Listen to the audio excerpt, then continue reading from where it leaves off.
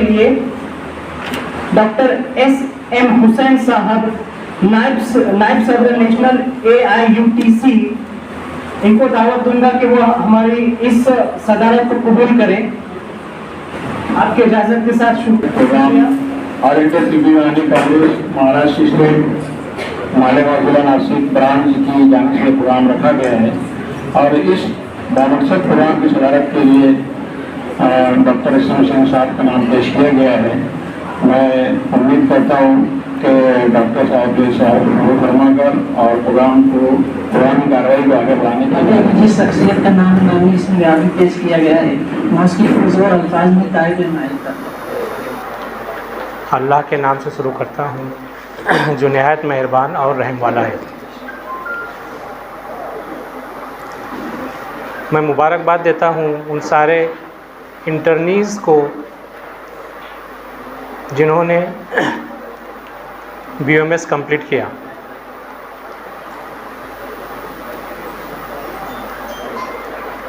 आपके ज़िंदगी का ये एक अहम मोड़ है। इंटर्नशिप ख़त्म होने के बाद आप लोग प्रैक्टिकली एक ऐसे फील्ड में, एक ऐसे प्रोफेशन में उतरेंगे जहाँ पर आपकी गलती, आपकी अच्छाई, आपकी जो कुछ खूबियाँ हैं उससे आपको कौम की खिदमत करना है। लेकिन उस चीज़ को बताने से पहले मैं तंजीम के बारे में मुख्तसरन आपको अर्ज़ कर दूं कि ऑल इंडिया यूनानी तिब्बी कांग्रेस दरअसल ये एक नेशनल यूनानी एसोसिएशन या NGO है जिसका मकसद यूनानी मेडिसिन से रिलेटेड प्रैक्टिशनर्स, साइंटिस्ट, हकीम, फार्मासिस्ट, यूनानी फार्मासिस्ट और हर वो शख्स जिसको यूनानी की तरक्की में इंटरेस्ट हो, जिसको यूनानी के फलाह बहबूद के लिए जो काम करता हो, उनके प्रोटेक्शन के लिए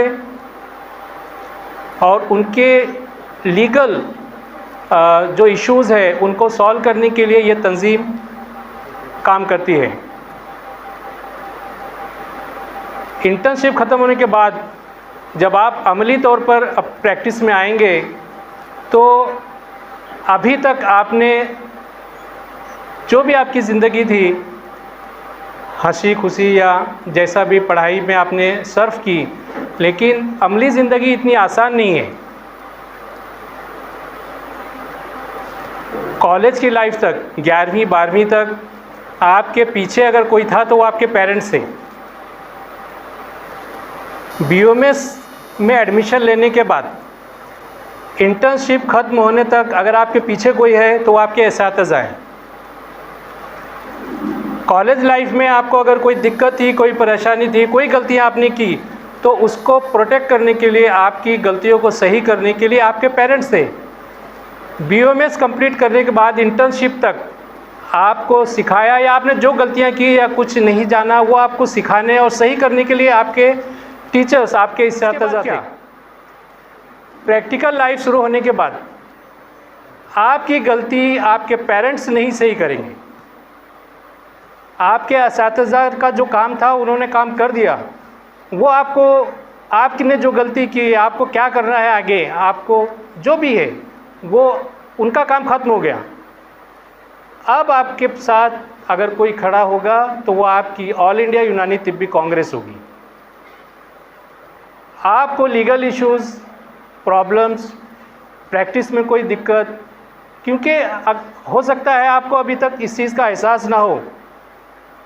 जब तक हम पढ़ते हैं हमें लगता है कि बस निकले गए, क्लिनिक खोले, प्रैक्टिस शुरू कर दिए, बहुत इजी है। प्रैक्टिस जब आप शुरू करेंगे तो बहुत सी मुश्किलात आएंगे, उसमें डरना नहीं है, झुकना नहीं है। आपके साथ ऑल इंडिया यूनानी तिब्बी कांग्रेस खड़ी है आपके प्रोटेक्शन के लिए और हमेशा रहेगी। आप उसके मेंबर हो या ना हो ये एक अलग मैटर है। मेंबर होना ये आपको सोचना है कि आप अकेले नहीं चल सकते। आपको अगर आपके पास ग्रुप, आप कितने ही सही हो, आप अपने आप को सही साबित नहीं कर पाएंगे। ऑल इंडिया तिब्बी यूनानी Congress Maharashtra state body, Malegaon city body और अल अमीन यूनानी मेडिकल कॉलेज के ताउन से आज का जो प्रोग्राम, यहाँ का पहला बैच, अल अमीन यूनानी कॉलेज के जो पहले बैच के जो डॉक्टर्स इंटर्नीज हैं, उनको बहुत सारी मुबारकबादियों के साथ उनका हौसला अफजाई बढ़ाने के लिए प्रोग्राम रखा गया है। आज के इस प्रोग्राम में हमारे बाहर से बहुत सारे मेहमानों ने अपना कीमती वक्त दिया, उनका इस्तकबाल हम करते हैं। सबसे पहले जलसे के सदर डॉक्टर एस.एम. हुसैन साहब का तारुफ। ये डॉक्टर एस.एम. हुसैन साहब नेशनल लेवल के AIUTC के नायब सदर हैं और सबसे अहम बात यह है कि यूनाइटेड नेशन में अगर हिंदुस्तान से किसी ने रहनुमाई की है यूनानी के लिए तो हमारे डॉक्टर हुसैन साहब हैं।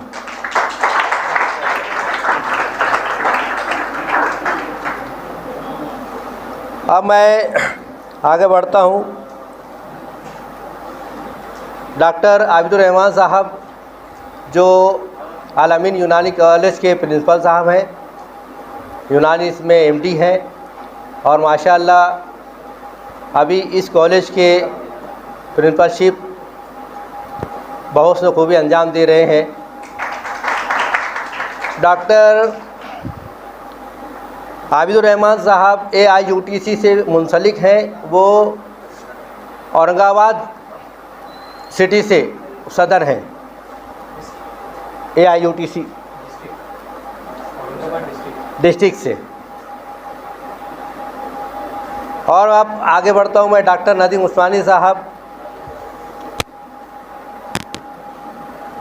हमारे ऑल इंडिया यूनानी तिब्बी कांग्रेस के कन्वीनर हैं, जो बहुत मुतहर्रिक डॉक्टर साहब हैं, जिन्होंने अभी तक के AIUTC की बुनियाद से लेकर के जो इसमें यूनानी डॉक्टर्स के लिए तहरीकें जारी थी, इसमें ज़्यादातर तारुफ कराने में और हमारे रिलेशन और बढ़ाने में डॉक्टर नदीम साहब का बहुत ज़्यादा ताउन रहा है।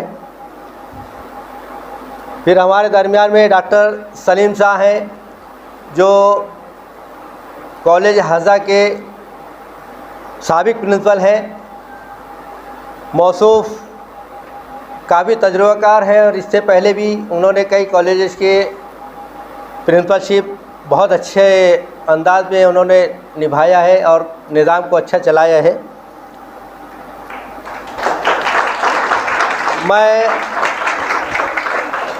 डॉक्टर अजीम बेग साहब का इस्तकबाल करता हूँ।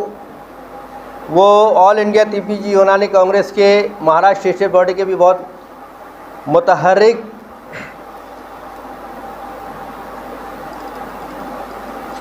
डॉक्टर्स हैं। उन्होंने AIUTC के ट्रेज़र का शोबा संभाल रखा है और अपना जो फ़राइज़ बहुत अच्छे ढंग से अंजाम देते हैं। हमारे दरमियान में डॉक्टर अनीस फारूकी साहब हैं, स्टेज पर रौनक अफरोज़, अनर अंसारी साहब हैं, जो मेडिकल ऑफिसर विंग के सदर हैं और माशाअल्लाह नेशनल लेवल पे भी अब उनका जो है यूनानी के लिए काफ़ी अच्छा वर्क जारी है। और बहुत सारे हमारे डॉक्टर्स जो अपने कीमती वक्त लेकर के आए हैं, मैं उन तमाम डॉक्टर्स का जो इस्तकबाल करता हूं। हमारे दरमियान में डॉक्टर इखलाक अहमद उस्मानी साहब हैं, जो महाराष्ट्र स्टेट बॉडी के ऑर्गेनाइजिंग सेक्रेटरी हैं। ये डॉक्टर्स भी बहुत ही अच्छे ढंग से या स्टेट बॉडी की जो मुतहर्रिक लीडरों में से है या मुतहर्रिक जो है डॉक्टर है, जो प्रोग्राम को अच्छे अंदाज में जो है चलाते हैं। तो इस तरह से हम तमाम ही डॉक्टर्स का इस्तेकबाल करते हैं जो अपना कीमती वक्त हमारे लिए दिया। और हमारे दरमियान में डॉक्टर शकीला अंसारी साहबा हैं जो भिवंडी से तशरीफ़ लाई हैं। ये AIUTC महाराष्ट्र सिस्टर बॉडी की लेडीज़ विंग की सदर हैं। तो इस तरह से हम तमाम ही जो है आए हुए मेहमान का इस्तेकबाल करते हैं। इस तरह से जो है वो मैं अपनी बातें और हमारे ऑल इंडिया यूनानी तिब्बी कांग्रेस औरंगाबाद के ज़िले सदर जनाब सैयद आबिदुर रहमान साहब मुख्तलिफ़ कॉलेज में अपनी खिदमत को देते हुए और अलमीन के साबिक प्रिंसिपल सलीम शाह साहब, AIUTC के हमारे तमाम साथी हर किसी लेते हुए एक साथी मुखातिब करते हुए अपनी बात को आगे बढ़ाऊँगा। और सबसे पहले तो मैं अपने इन जो बच्चे जो आज डॉक्टर बन के निकले हैं, मैं सबसे पहले उनसे गुफ्तगू करना चाहूँगा कि आप लोगों ने अब तक जो भी अपनी जो जिस तरह से भी अपनी जो ज़िंदगी को गुजारी, वो जाहिर सी बात है कि वो भले आपके वालिदैन या आपके टीचरों का कुछ ना कुछ दबाव था, लेकिन ये जो ज़िंदगी जो आपने जो गुजारी थी एक बहुत ही खुशहाल ज़िंदगी थी। आप आज़ाद थे, आपने हर तरह से तफरीह की, आपको हंसी खुशी एक दूसरे से मिलने मिलाने का और साथ ही साथ हंसी मजाक करने का जो भी मौका मिला वो अब तक तो आपको मिला, लेकिन आगे की जो आपकी जो ज़िंदगी है वो बहुत ही मसरूफ़ होने वाली है। इतनी मसरूफ़ होगी कि आपको जब आप अपने फील्ड में जाएंगे, आप अपना मकतब खोलेंगे, मकतब खोलने के बाद आप इतने ज़्यादा मसरूफ़ हो जाएंगे कि जिनके साथ आपने इस कॉलेज में 5 साल गुजारे, आपके पास इतना भी वक्त नहीं मिलेगा कि आप उनको उनकी खैरियत ले लें। बहुत होगा जब बहुत दिनों के बाद आपको ऐसा लगेगा कि अब हमें बोरियत हो रही है। ये मैं आपकी बात नहीं कर रहा हूँ, ये मैं अपनी ज़ाती बात कर रहा हूँ और सभी लोगों की बातें, जो भी स्टूडेंट्स थे, पर्सनल बातें कभी कभी कोई होती है वो शेयर की जाती है। उसके अलावा क्या क्या डेवलपमेंट महाराष्ट्र के अंदर, कहाँ पे रोज़गार आ रहा है, कहाँ पे नौकरियाँ आने वाली हैं, कहाँ पे क्या नया डेवलपमेंट है, वो सारी डिटेल उस स्टूडेंट विंग में शेयर की जाती है। अलहदा एक ग्रुप शायद व्हाट्सएप का हमारी जो महिला लेडीज़ विंग की जो प्रेसिडेंट है शकीला ने भी बनाया है। आप कचरा, क्योंकि आजकल बहुत ज़्यादा लोग व्हाट्सएप के अंदर अपनी जाती इश्तिहार और मैसेज देते हैं, तो जाहिर सी बात है हर कोई उससे इरिटेट होता है। लेकिन जो स्टूडेंट्स का ग्रुप है वो खामोश ग्रुप है, आप उसको लिंक मैं जो शेयर करूंगा आप उसको जुड़िए और वो कीजिए।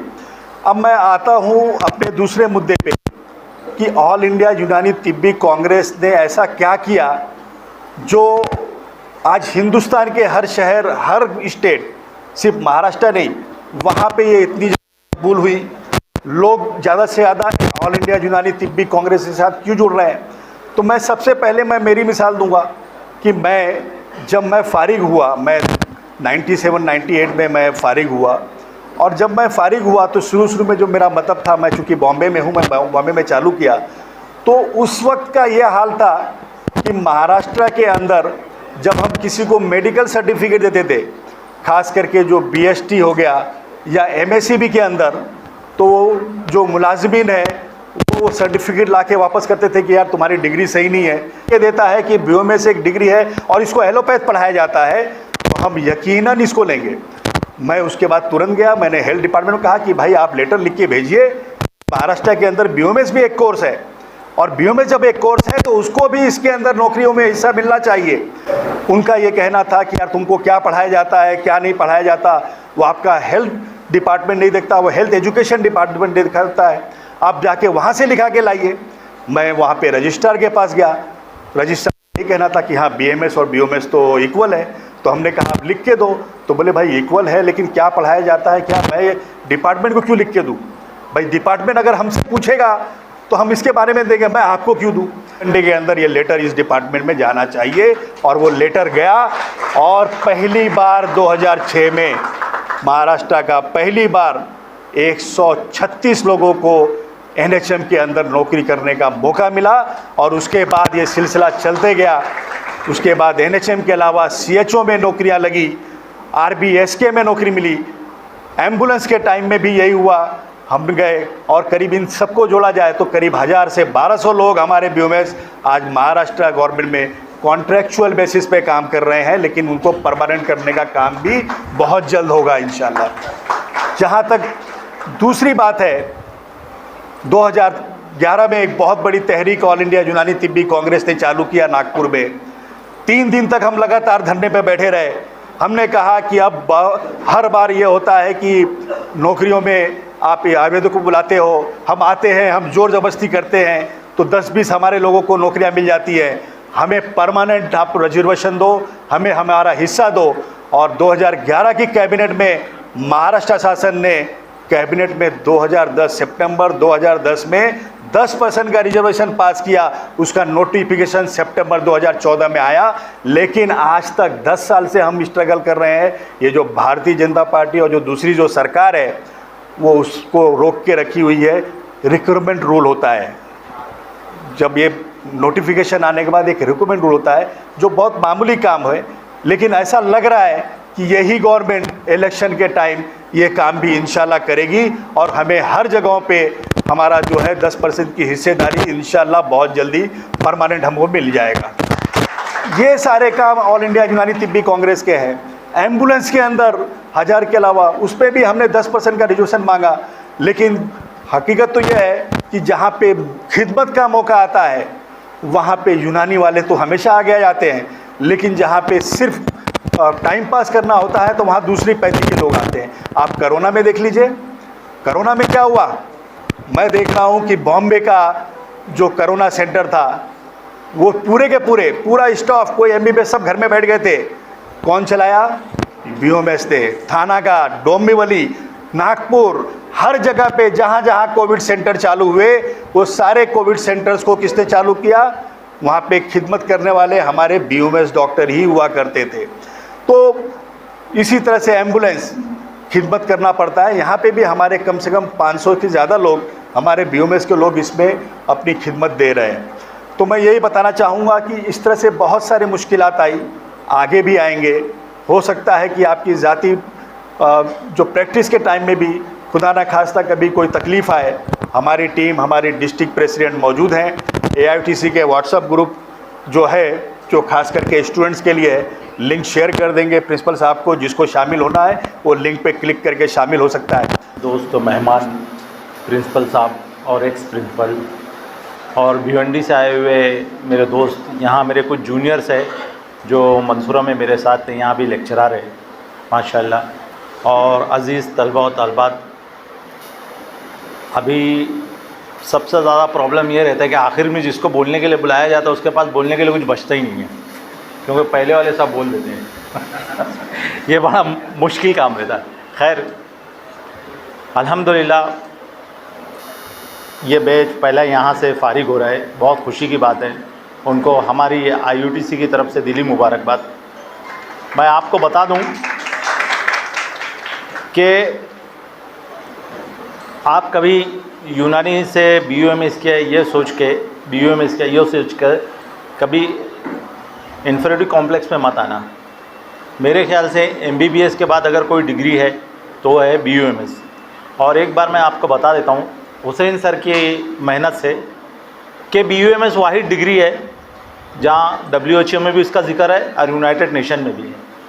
भारत की MBBS के बाद कोई डिग्री का जिक्र WHO में नहीं है और यूनाइटेड नेशन में नहीं है। इसलिए कभी ये सोचकर घबराना नहीं है कि हम मुस्लिम हैं, क्लिनिक करेंगे, हॉस्पिटल करेंगे, स्कोप मिलेगा या नहीं मिलेगा, प्रशासन और हुकूमत BMC कोई एक्शन तो नहीं लेगी, हम दवा दे रहे हैं, कोई पेशेंट को कुछ हो रहा है, कभी ये सोच के घबराना नहीं।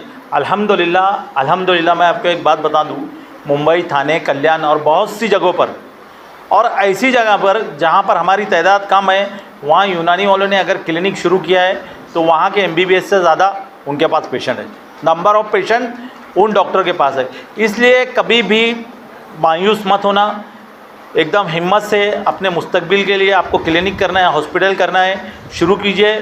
पूरी AIUTC आपके साथ है, हर कदम पे आपकी मदद करेंगे इंशाल्लाह। कभी कोई मसला होता है तो इंशाल्लाह मसला तो नहीं होगा, अगर होता है तो हम हर कदम पे आपके साथ हैं। मुंबई में मैं मालेगांव का ही रहने वाला हूँ, लेकिन मुंबई में शिफ्ट हो गया था मैं 2002 में। वहाँ मैं क्लिनिक किया हूँ दिल्ली में। जब पहले साल से 5वें साल से एक डर लगता था, पेशेंट को दवा देने के बाद जब घर पे आए उसका फ़ोन आ जाए ना, तो ठंडी में भी इधर से पसीना निकलता था, क्योंकि नए थे उस शहर में और उसके बाद एलोपैथी प्रैक्टिस कर रहे थे कि यार इसने रात में 1 बजे क्यों फ़ोन किया, रात में 12 बजे क्यों फ़ोन किया। लेकिन अल्हम्दुलिल्लाह अल्लाह ताला ने वहाँ जो इज़्ज़त शोहरत नाम दिया है, अल्लाह का बड़ा शुक्र है। और आप लोगों से भी ये गुजारिश है कि आप अपना क्लिनिक बेहतरीन जगह पे चॉइस कीजिए, चौक चौराहे पे चॉइस कीजिए, गली में अंदर की तरफ डर के मत कीजिए, क्योंकि हमारे पास ओरिजिनल डिग्री है और हम क्वालिफाइड डॉक्टर हैं। हमारी डिग्री यूनानी की जो है महाराष्ट्र से वाहिद है। MBBS BMS के बाद हमको एलोपैथी का प्रैक्टिस करने का पूरा परमिशन है। किसी चीज़ की फ़िक्र करने की ज़रूरत नहीं है, आप आगे बढ़िए, आपके साथ कदम से कदम मिलाकर IUTC रहेगी इंशाल्लाह, ये IUTC। Thank you. इंटरव्यूज़ आने वाले, मुझे लगा पूरे स्टूडेंट्स होंगे, लेकिन मुझे एक बहुत अच्छा बोलने का मौका मिला यहाँ पे। मैं आप लोगों को कुछ टिप्स देने वाला हूँ। बाकी सीनियर हजरात ने तो आप लोगों को काफ़ी कुछ बोल दिया है, इससे आपको बहुत कुछ फ़ायदा मिलने वाला है। तो सबसे पहले मैं आप लोगों से जानना चाहूँगा कि यूनानी प्रैक्टिस करने में कौन कौन दिलचस्पी रखता है, हाथ ऊपर करें।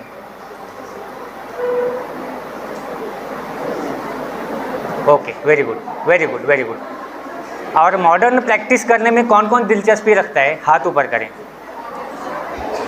घबराना नहीं है, जो बात है साफ। देखो ये बिल्कुल गलत बात हो रही है, 10 भी हाथ नहीं उठाए सर, 100% करने वाले यूनानी प्रैक्टिस, अरे मॉडर्न प्रैक्टिस। तो सबसे पहले आप लोगों को मैं मुबारकबाद देता हूँ, आप लोग यहाँ से जा रहे हैं, तो आप मेरी तरफ से आप लोगों को दुआएं, नेक ख्वाहिशात। आप लोगों के हाथों में अल्लाह ताला शिफा रखे, हर मरीज़ आप लोगों से अच्छा हो जाए, चाहे कोई भी आप पैथी से काम करो।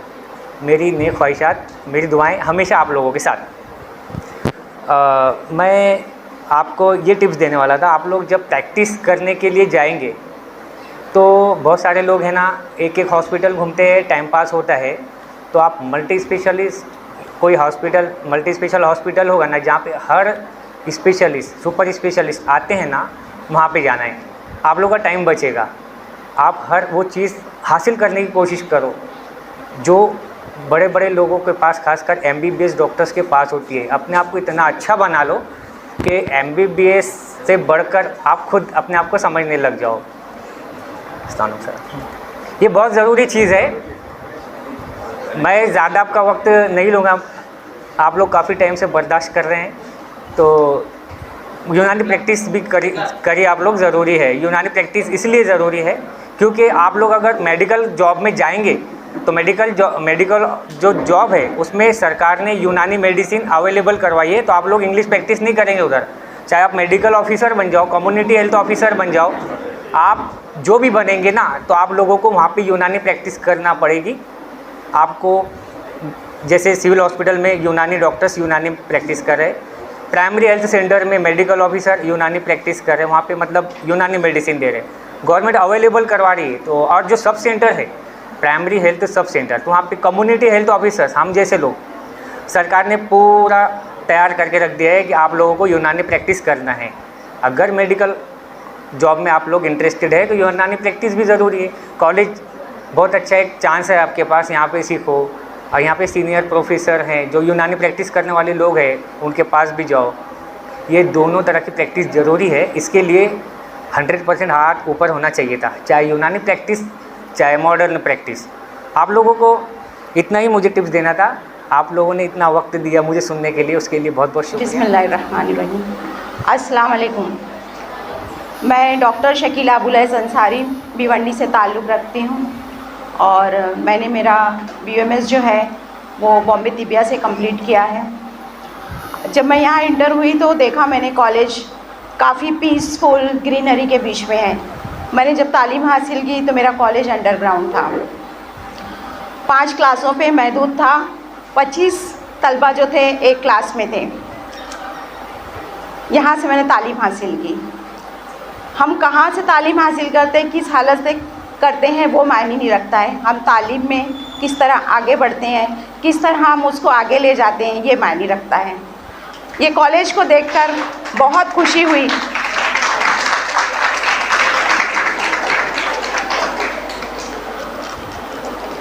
आज यहाँ स्टेज पर बैठे AITC के सारे लोगों को, जिन्होंने आप लोगों को जिस तरह बताया, ये तंजीम एक उभरती हुई तंजीम है, 10 सालों से काम कर रही है और यूनानी के लिए हम हर जगह ये कोशा हैं। ख़ास तौर से मैं ये बोलना नहीं भूलूँगी, डॉक्टर नदीम उस्मानी इसकी एक बड़ी पहचान है। Doctor SM Hussain, doctor Afzal Sheikh और भी लोग इसमें शामिल हुए, मगर अगर मैं ये नाम ना लूँ डॉक्टर नदीम उस्मानी का, कि वो हमेशा इस पैथी को ऊपर लाने के लिए, इस तंजीम को ऊपर लाने के लिए वो कोशा रहते हैं। कहीं पर भी किसी ने भी आवाज़ दी, वो कहीं नहीं रुकते हैं, वो जाते हैं।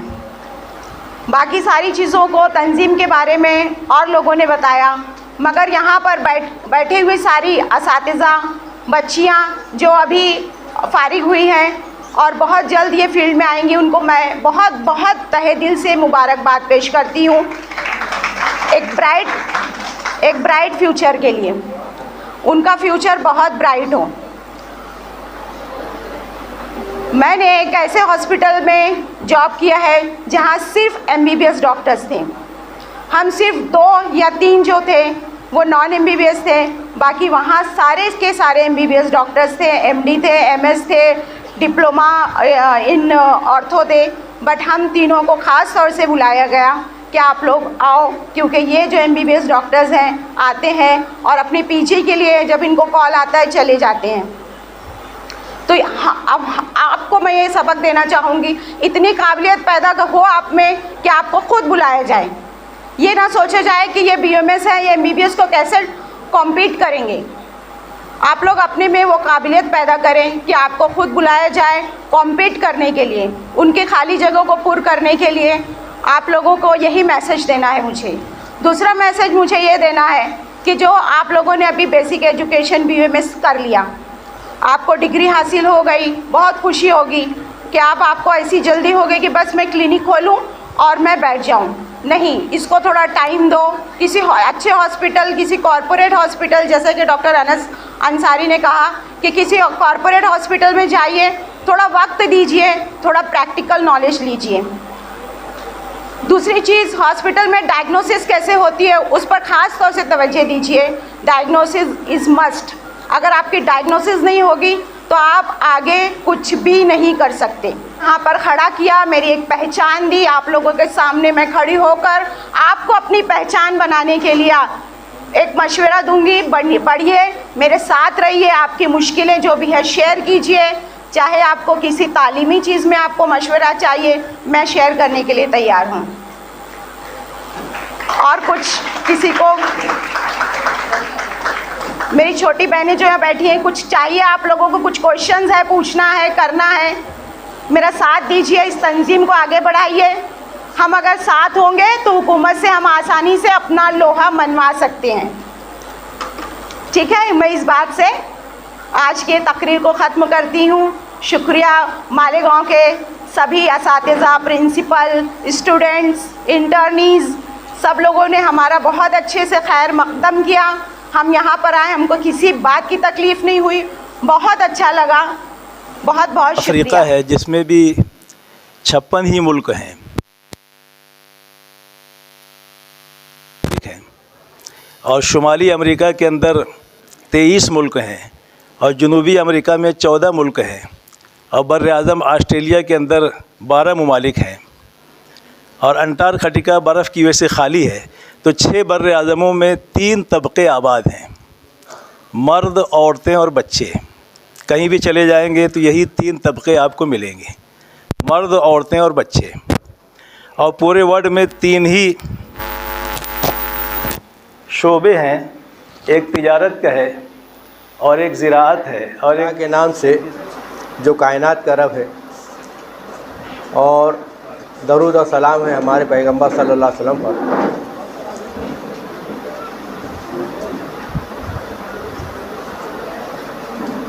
जनाब सदर मौजूद मेहमानान कराम, डॉक्टर्स हजरात, इंटर्निस्ट डॉक्टर्स,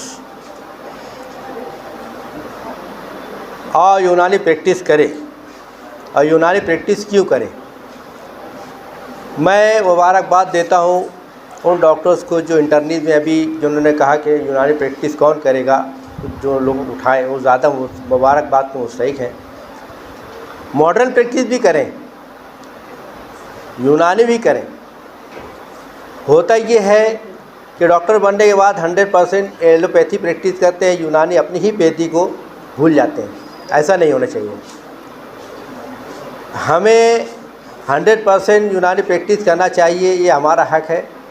नहीं कर सकते 50% करना चाहिए, नहीं कर सकते 25% तो आपको करना ही है।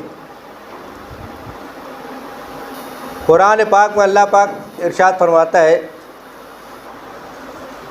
रब्बना मा खलक़्ता हाज़ा बातिला सुब्हानका फ़क़िना अज़ाबन नार। गौर फिक्र करने वाले जितने भी कायनात में ज़मीन पर इंसान हैं, कायनात में जब गौर करते हैं तो अल्लाह पाक को ये कहते हैं, हमारे रब तूने ये सब चीज़ें बातिल नहीं बनाई, झूठ मूठ नहीं बनाई, तो पाक ज़ात है, हमें दोज़ख के अज़ाब से बचा। इन तख्लीक़ात में अल्लाह ताला की नबातात, जड़ी बूटियों से इलाज मुआलजा, ये भी बहुत अहमियत की हामिल है। वो भी अल्लाह की तख्लीक़ है। और हमारे यूनानी में यूनानी अदविया मुफरदा एक बाकायदा सब्जेक्ट है, हमें उसको लेकर के प्रैक्टिस में लाना है। हमारे पैगम्बर अलैहिस्सलाम खुद बहुत सारी दवाएं, ग़िज़ाएँ, नबाताती चीज़ों का इस्तेमाल किया। आज के इस तरक्की याफ्ता दौर में सबसे ज़्यादा मसला है लाइफ स्टाइल की वजह से बहुत सारी जो बीमारियां हो रही हैं, उनको हमको सामने रखना होगा।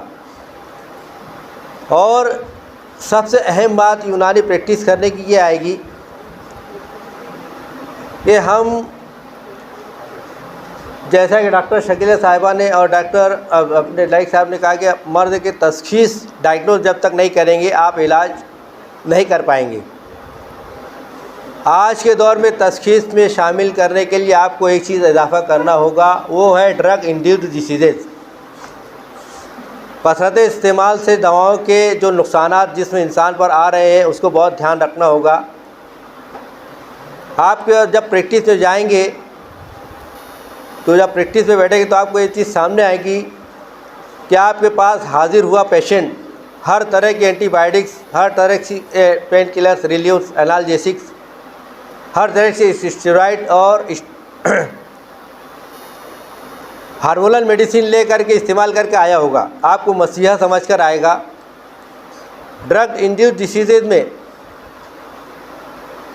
आज के वक्त में सबसे ज़्यादा कॉम्प्लिकेशन है गैस्ट्राइटिस, इंट्राइटिस, कोलाइटिस, हाइपर एसिडिटी। इन सब बीमारियों का वाज़ेह इलाज जब पेशेंट आपके पास आएगा तो आप इसको सोचेंगे कि क्या होगा, अब हम क्या दे दवाएं। तो इस वक्त में आपको यूनानी मेडिसिन को इस्तेमाल कराना होगा और इंशाल्लाह उसमें आप कामयाब होंगे। गैस्ट्राइटिस, इंट्राइटिस, कोलाइटिस में जंजाबिल खुश्क, आंवला और पुदीना इसका मुरक्कब आपको इस्तेमाल कराना है। अगर डायरिया डिसेंट्री है तो उस सूरत में आपको बेलग्री ऐड करना है। आपको रिज़ल्ट बहुत अच्छा आएगा, आपको पेशेंट आपसे खुश होगा। इसी तरह हेपेटिक डिसऑर्डर बहुत हो रहे हैं, फैटी लीवर्स के पेशेंट बहुत आएंगे। उसमें आपको क्या करना है, उसमें यूनानी दवा आपको जो है वही आंवला और कुटकी वगैरह का इस्तेमाल कराना होगा और उसमें आपको रिज़ल्ट बहुत अच्छा मिलेगा। इसी तरह जो है दीगर डिसीज़ में ख़ास तौर से जो है गायनिक रेंज पे अगर हम जाएंगे, मेट्राइटिस, प्राइमरी और सेकेंडरी इनफर्टिलिटी, मेनोरेजिया, एमेनोरिया, ऐसे बहुत सारी कॉम्प्लिकेशन आपके सामने आएंगे जो पेशेंट लेकर आएगा। तो आपको उस सूरत में जो है अशोक छाल, ओल्ट कंबल, इस किस्म की दवाओं का इस्तेमाल करेंगे तो आपको इसका नतीजा आएगा और पेशेंट ड्रग इंड्यूस्ड डिसीज़ से बच जाएगा। वक्त बहुत कम है, मैं तो बहुत कुछ और भी ऐसे लेकर आया था, लेकिन ये सब चीज़ों में आपको ये यूनानी दवा की ज़रूरत पड़ेगी। आपको ये सब दवाएं देना है। लैक्टेटिंग डिसऑर्डर में आप कोई भी अच्छे कंसल्ट को भी, गायनेकोलॉजिस्ट को भी देख लो, तो वो लैक्टेटिंग डिसऑर्डर में आयुर्वेदिक यूनानी दवाओं का सहारा लेते हैं। आपको पेशेंट को भी इसकी सतावर, सुर्ख और अजगर नागौरी वगैरह का इस्तेमाल करना होगा। तो ऐसे बहुत सारी डिसीज़ेज हैं। और यूनानी प्रैक्टिस करें, हर घर यूनानी हर घर नूरानी। आपको अपनी पैथी के साथ हक अदा करना होगा, ये आपके लिए बहुत ज़रूरी है। और सिर्फ एलोपैथी प्रैक्टिस करके जो आपकी लाइफ होगी, एलोपैथी प्रैक्टिस में यूनानी प्रैक्टिस को अगर आप आगे बढ़ाते हैं तो आपकी प्रैक्टिस की लाइफ 10 साल इंशाल्लाह बढ़ जाएगी। अल्लाह पाक आप लोग के हाथ में शिफा दे, आप लोग को अच्छा कामयाब डॉक्टर बनाए। वाखिरु दावाना अल्हम्दुलिल्लाह। स्टेज पे मौजूद नदीम उस्मानी साहब, अखलाक उस्मानी अफजान सर और इसम हुसैन सर, यूनानी में जो चली है यूनानी तिब को आगे ले जाने के लिए, उसमें इसम हुसैन साहब के नाम से मैं तकरीबन 2000 से ही मुतारिफ हूँ, जब जलगांव तिब्बिया कॉलेज में था। उसके बाद कुंछड़ा भी आए थे सर कई मरतबा। इसम हुसैन साहब, जैसे कि इसके पहले बताया गया है कि आपने यूनाइटेड स्टेट में यूनानी को रिप्रेजेंट किया है और यूनानी को काफ़ी ऊंचे मुकाम तक के ले आने के लिए काफ़ी मेहनत कर रहे हैं। इनके एक मैगज़ीन या एक जर्नल भी निकलता है, नेशनल मेडिकोस जर्नल जो है यूनानी जो है इंग्लिश लैंग्वेज में निकलता है गलबन। और खालिद न्याजी साहब जो भी आपको आओ यूनानी प्रैक्टिस करे पर बता रहे थे कि किस तरह करना है, तो खालिद न्याजी साहब जो है हर इतवार के रोज़ जो है उनका एक बाकायदा एक डिसीज़ को लेकर 4-5 पेज का एक जो व्हाट्सअप आता है, तकरीबन 1 साल से मेरे व्हाट्सअप पे आ रहा है बराबर। वो खालिद न्याजी साहब जो रोज़ाना जो है यानी हर संडे को वो 4 पेज का एक जो मैसेज भेजते हैं किसी भी एक डिसीज़ को लेकर, उसमें उसके असबाब से लेकर उसका उसूल इलाज और उसके जो है मुफरदात और उसके मरकबात कौन कौन से इस्तेमाल कराए जाइए, इसके ताल्लुक़ से वो पूरा गाइडलाइन देते हैं यूनानी प्रैक्टिशनर को। अगर आप लोग जो है भिवंडी का जो ग्रुप है, नेशनल मेडिकल ग्रुप जो है, उससे अगर जुड़े हों तो उसमें अक्सर आता है खालिद न्याजी साहब का जो है। स्टूडेंट ग्रुप पर भी ये पेजेस जो अवेलेबल है खालिद न्याजी साहब के, कि इसमें हर डिसीज़ को लेकर वो हर संडे को 4 से 5 पेज का एक पूरा एक तवील मजमून जो देते हैं प्रैक्टिस का। और उसमें ख़ास बात ये होती है कि उसमें मॉडर्न कॉजेज़ भी लिखे हुए होते हैं। जिस डिसीज़ के ताल्लुक़ से भी वो यूनानी लाइन ऑफ ट्रीटमेंट बताते हैं तो उसका जो मॉडर्न कॉजेज़ भी उसमें लिखा होता है। तो काफ़ी ऑल इंडिया यूनानी तिब्बी कांग्रेस के बैनर के तले ये लोग काफ़ी मेहनत कर रहे हैं, तमाम जो स्टेज पर बैठे हुए लोग हैं। और जैसा कि उन्होंने कहा है कि आप लोग उससे जुड़े या ना जुड़े, वो लोग आपके साथ में अटैच है हमेशा, या आपके साथ में जो कभी भी आप आवाज़ देंगे तो आपके साथ में वो हाजिर रहेगी आपके काम के लिए। अगर कोई दुश्वारी आती है यूनानी प्रैक्टिस में, तो मैं भी जो आप लोगों का जो मशकूर हूँ, आप लोगों ने जहाँ हमारे आलमीन यूनानी मेडिकल कॉलेज के ज़ेरे इंसलाम जो इस प्रोग्राम को तरतीब दिया और हमारे बच्चों की हौसला अफजाई की। उम्मीद करता हूँ कि मुस्तकबिल में आप लोग ऐसे प्रोग्राम अरेंज करते रहेंगे। अस्सलाम वालेकुम।